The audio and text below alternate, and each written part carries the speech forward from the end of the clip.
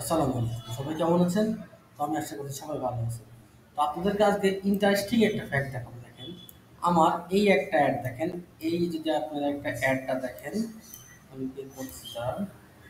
দেখেন এই অ্যাডে আমার সেল আসছে ২ টা, ঠিক আছে?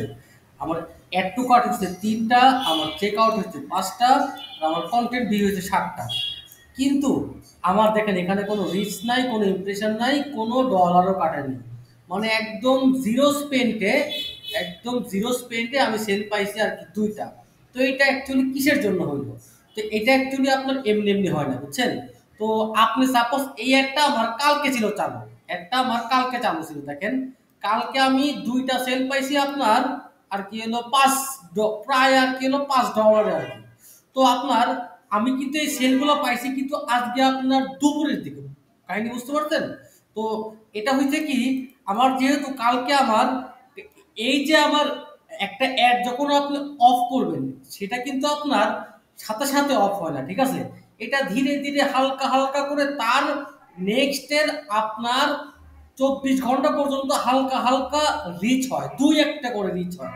তো আজকে আমার লাকটা খুবই ভালো যে আমার অ্যাডটা অফ করার পরে আমার রিচ হয়েছে মাত্র আপনার ৭টা। কিন্তু এই যেটা আসে না রিচ, সেটা আপনার এর পরদিন আপনার শো করবে না। এটা খুবই অবভিয়াস। যদি যদি হয়তো আগের দিন তাহলে শো করতে, কিন্তু আপনার এর যেটা পরদিন শো করে না। তো দেখেন আমার একটাতে আমার ৭টা কন্টেন্ট ভিউ হয়েছে, মানে কি আমার রিচ তার মানে আরো হয়েছে, সাপোজ আর কি রিচ সাপোজ আমার হয়েছে আর কি ১০০টা, ঠিক আছে? কিন্তু এটার আপনার কোনো কস্ট কিন্তু কাটে নাই, ঠিক আছে? এটার কস্ট মেবি আপনার এটার সাথে মেবি অ্যাডজাস্ট হয়ে যায় সামহাউ। তো এই টাইপের ঘটনা কি আপনাদের সাথে ঘটছে কিনা কাইন্ডলি আমাকে জানাবেন। যে আপনি একটা অ্যাড অফ করার পরে তারপরের দিন আপনার আপনি সেল পাইছেন।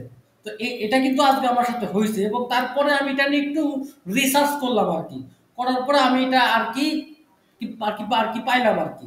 সবাই ভালো থাকবেন। আসসালামু আলাইকুম।